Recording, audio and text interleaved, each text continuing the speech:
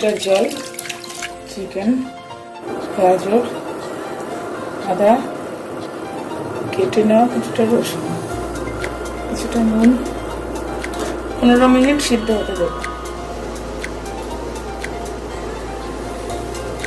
এটা পুরোটা বয়েল করবো না। 15 মিনিট হয়ে গেছে, এবার নামিয়ে নেবো সবটাকে অন্য একটা পাত্রে। 1.5 টেবিল চামচ সাদা তেল দিয়েছি, এটা গরম হয়ে গেছে। আমি খুলতে দেবো।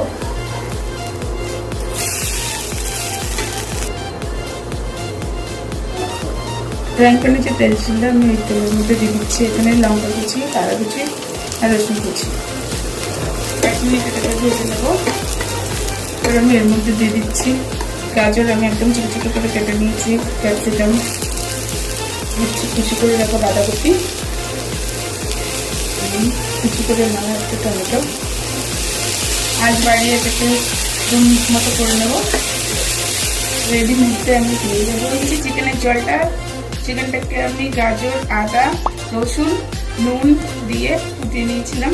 আমি এর মধ্যে দিয়ে দিচ্ছি 1 টেবিল চামচ সোয়া সস, পরিমাণ মতো নুন মিশিয়ে নেব। এবার আমি এর মধ্যে দিয়ে দিচ্ছি ফাটিয়ে নেওয়া ডিমটা।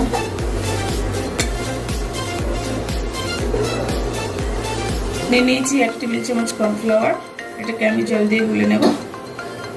গুলে নেওয়া কর্নফ্লাওয়ার এবার এর মধ্যে আমি দিয়ে দেবো সিদ্ধ করে রাখা চিকেন টুকরোগুলো দিয়ে বানিয়ে নেব। এবার এভাবে হতে দেবো আরো 5 মিনিট।